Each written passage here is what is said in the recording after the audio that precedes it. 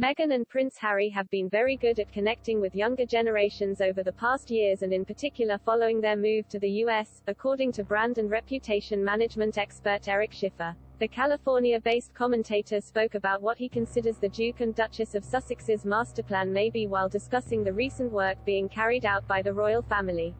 He told Express.co.uk, "I think Meghan and Harry's masterplan is to position themselves as the royals of the world, not just of the UK, and done through acts of benevolence and leadership with the heart that is meaningful to the values and desires of Gen Z and millennial." Prince Harry and Meghan, Mr. Schiffer also said, have been vocal about causes younger generations are deeply passionate about, including the environment, gender and racial equality.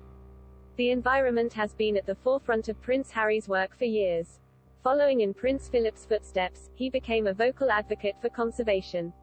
In 2017, he sanctioned his interest by becoming president of African Parks. In 2019, Harry interviewed Dr. Jane Goodall for the September issue of Vogue guest edited by Meghan. During their chat, the Duke expressed his concerns for future generations over the limited resources of the planet and revealed he and the Duchess would not have more than 2 children. In the same year, Harry also led the launch of Travelist, which unites giants in the travel sectors in an effort to make sustainable tourism more mainstream. After they stepped down as senior royals at the end of March 2020, Meghan and Harry also spoke freely about issues that aren't normally discussed by working royals, including race and gender equality.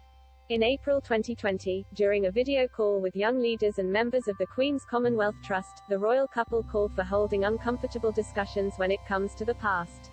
Meghan said, "We're going to have to be a little uncomfortable right now, because it's only in pushing through that discomfort that we get to the other side of this and find the place where a high tide raises all ships. Equality does not put anyone on the back foot, it puts us all on the same footing, which is a fundamental human right." Moreover, in October 2020, the Duke spoke about his own experience with racism, saying he became aware of unconscious racial bias only after meeting Meghan. Speaking with Patrick Hutchinson, who carried a far-right protester to safety during unrest at an anti-Black Lives Matter rally, Harry said, "No one's pointing the fingers. You can't really point fingers, especially when it comes to unconscious bias. But once you realize or you feel a little bit uncomfortable, then the onus is on you to go out and educate yourself, because ignorance is no longer an excuse." On the other hand, Meghan has been a champion of gender equality for years, starting to make her voice heard on the matter since she was a child. Aged 11, she famously put the spotlight on Procter & Gamble after perceiving its advert for dishwashing ivory soap as sexist. The then-child wrote letters to the company as well to influential U.S. women, including Hillary Clinton, after which Procter & Gamble changed its advert's slogan.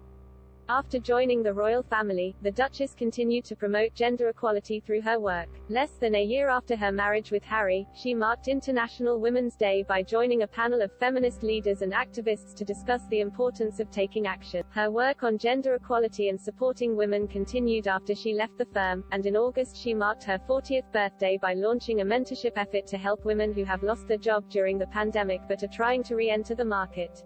Most recently, she has been campaigning for paid parental leave in the US, an issue she said to consider humanitarian rather than political.